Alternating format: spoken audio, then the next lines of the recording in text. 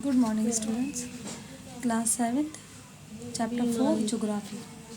आपका चैप्टर 4 है composition and structure of the atmosphere.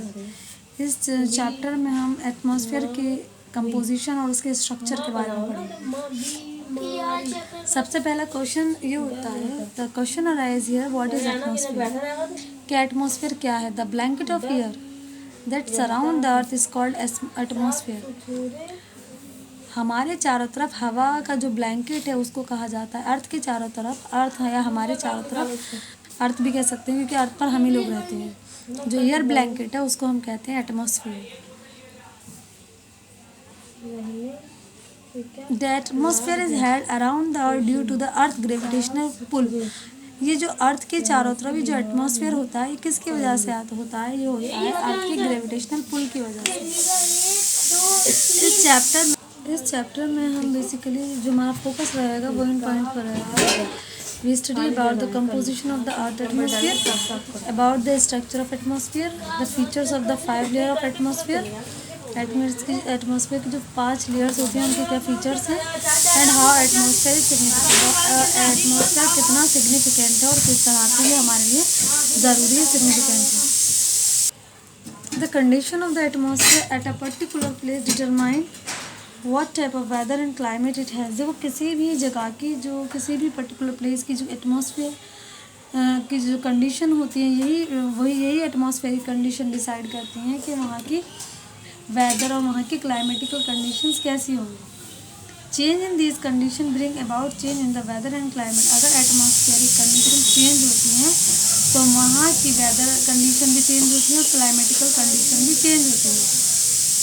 These changes affect our life too. और ये जो चेंजेस होते हैं यानी क्लाइमेटिकल कंडीशंस में चेंजेस, वेदर में जो चेंजेस आते हैं या होते हैं तो वो हमारी लाइफ को अफेक्ट करते हैं। Discuss in the about how weather and climatic change affect the lifestyle of people. हम यही डिस्कस करेंगे इस चैप्टर में कि किस तरह से वेदर और क्लाइमेटिक जो चेंज होते हैं वो लोगों के ज़िंदगी के लाइफस्टाइल को किस तरह से, हमारे लाइफस्टाइल को अफेक्ट करते हैं, प्रभावित करते हैं। कंपोजिशन ऑफ एटमॉस्फेयर, हम यहाँ पढ़ेंगे एटमॉस्फेयर की कंपोजिशन क्या है। The atmosphere consist of a mixture of gases. हम जानते हैं कि एटमॉस्फेयर किससे बना है? गैसेस के मिक्सचर से। जैसे कि वाटर वेपर है, डस्ट पार्टिकल हैं, पोलन ग्रेन्स हैं, मैनी इम्प्योरिटीज़ हैं। वो इम्प्योरिटीज़ कौन कौन सी हैं? Smoke, salt and other chemicals are present in varying quantities in atmosphere. Atmosphere में कुछ दूसरे केमिकल्स भी प्रेजेंट हैं जो अलग अलग क्वांटिटी में पाए जाते हैं। The main constituent gases are. Atmosphere में जो मेन गैसेज हैं इसकी वो कौन कौन सी पाई जाती हैं? नाइट्रोजन कितनी परसेंट पाई जाती है? 78%। ऑक्सीजन 21% और रिमेनिंग 1% यानी कि 78 और 21 कितने हो गए? 99। 1% बचे 100% में, तो 1% गैसेज में कौन कौन सी शामिल है? Carbon dioxide, argon, hydrogen, helium and ozone. Next बेटा टॉपिक हमारा structure of atmosphere. The atmosphere extend approximately to 1600 kilometre above the surface of the earth. Earth surface से लगभग 1600 किलोमीटर ऊपर अगर हम देखें, एक्सटेंड करें तो वहाँ पर एटमॉस्फेयर पाया जाता है। The density of atmosphere is maximum near the earth surface. Atmosphere की जो डेंसिटी है वो सबसे ज़्यादा कहाँ पर होती है? अर्थ सरफेस के करीब सबसे ज़्यादा मैक्सिमम होती है एटमॉस्फेयर की density. This is so because the gravitational pull is strong near the surface and upper layer of the atmosphere. ये किसकी वजह से होता है? ये होता है ग्रेविटेशनल पुल की वजह से। और अर्थ सरफेस के करीब जो ग्रेविटेशनल पुल होता है वो काफ़ी ज़्यादा होता है। And the upper layer of the atmosphere, atmosphere की जो अपर लेयर होती है rest upon the lower layer, तो वो लोअर लेयर के ऊपर रेस्ट करती है। ऊपर यानी कि ये अपर लेयर, तो अपर लेयर किसके ऊपर? देखो जैसे कि फॉर एग्जांपल ये अपर लेयर है, इसके नीचे लोअर लेयर, तो ये कहा है ना rest on the lower layer, तो नीचे वाली लेयर के ऊपर ये अपर लेयर होगी। Thus, about 50% of the total mass of the atmosphere lie with a height of 6 kilometre from the earth surface। इस तरह हम कह सकते हैं लगभग 50% जो एटमॉस्फेयर का जो टोटल 50% है वो कहाँ लाई करता है? वो लगभग अर्थ सरफेस से 6 किलोमीटर अगर हम ऊपर जाते हैं तो वहाँ पर टोटल एटमॉस्फेयर का 50% वहाँ लाई करता है। And about 99 lie with in A height of, और लगभग 99% कहाँ लाई करता है, जब हमारी उसकी हाइट कहाँ हो जाती है, कितनी हो जाती है, 32 kilometre. As we move farther away from the surface the air become thinner, और जैसे जैसे हम ऊपर की तरफ जाते हैं तो जो हवा हो वो थिनर होती चली जाती है, समझ रहे हैं ना। इसीलिए जब हम ऊपर जाते हैं, जितने ऊपर जाते हैं तो अपने साथ क्या लेकर जाते हैं, oxygen cylinder. The atmosphere is divided into 5 layers based on the composition, temperature and other properties. Atmosphere को लगभग 5 लेयर्स में डिवाइड किया गया है। ये डिवीज़न किया गया है उनकी कंपोजिशन, टेम्परेचर और दूसरी प्रॉपर्टीज़ के बेस पर। Starting from the surface of the अर्थ, अगर हम अर्थ सरफेस से शुरुआत करते हैं तो द लेयर, तो ये लेयर क्या क्या क्या कहलाती है, क्या नाम है एटमॉस्फेरिक लेयर के नाम है।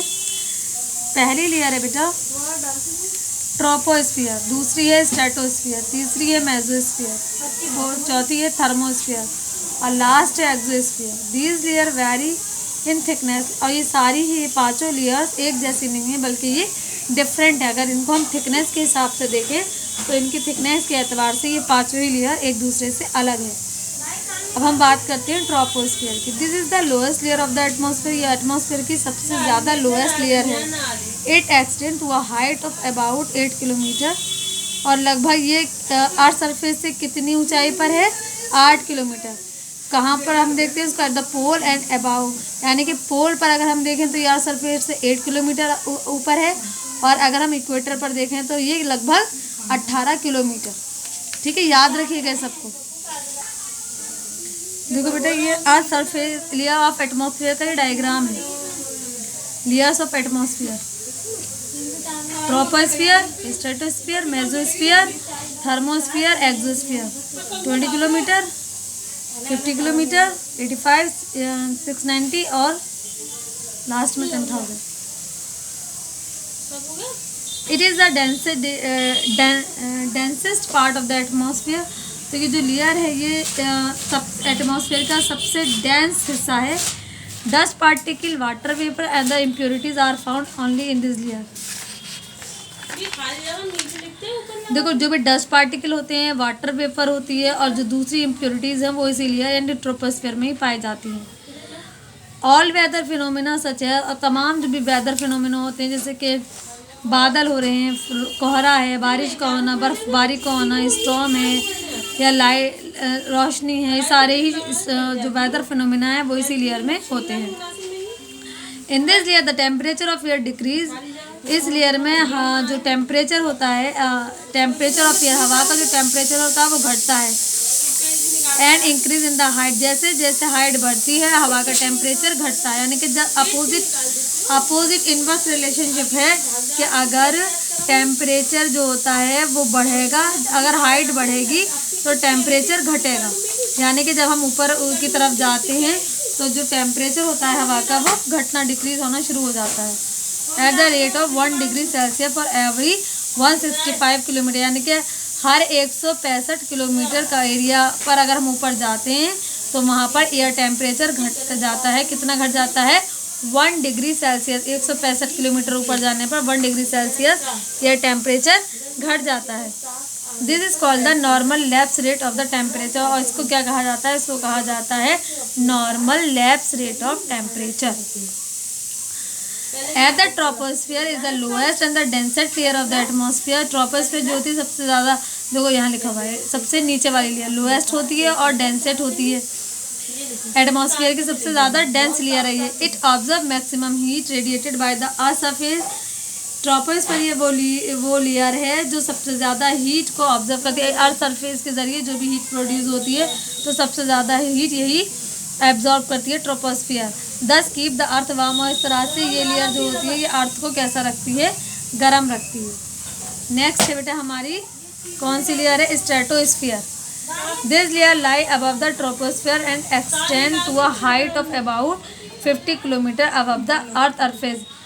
स्ट्रेटोस्फियर जो लेयर है, यानी कि ट्रोपोस्फियर की ऊपर वाली लेयर को हम क्या कहते हैं, देखो ट्रोपोस्फियर की ऊपर वाली लेयर ये हो गई, इसको कहते हैं stratosphere.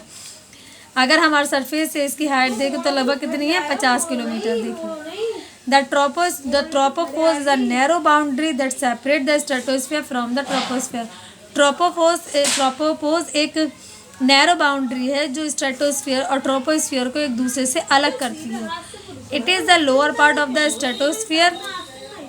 In the lower part of stratosphere के लोअर पार्ट में टेम्परेचर हमेशा एक जैसा रहता है, कांस्टेंट रहता है, न घटता है न बढ़ता है.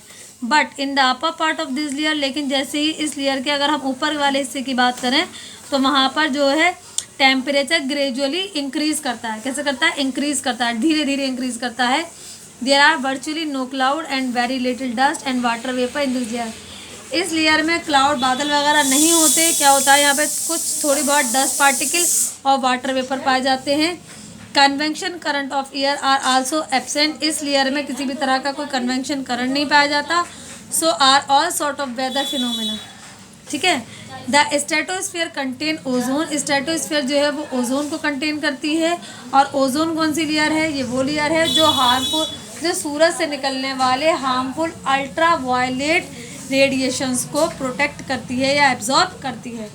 तो वो कौन सी लेयर हो गई? स्ट्रेटोस्फीयर. यानी कि स्ट्रेटोस्फीयर में ही ओजोन लेयर है जो पाई जाती है, जो कि सूरज से निकलने वाले हार्मफुल अल्ट्रा वायलेट रेडिएशंस को एब्जॉर्ब करती है.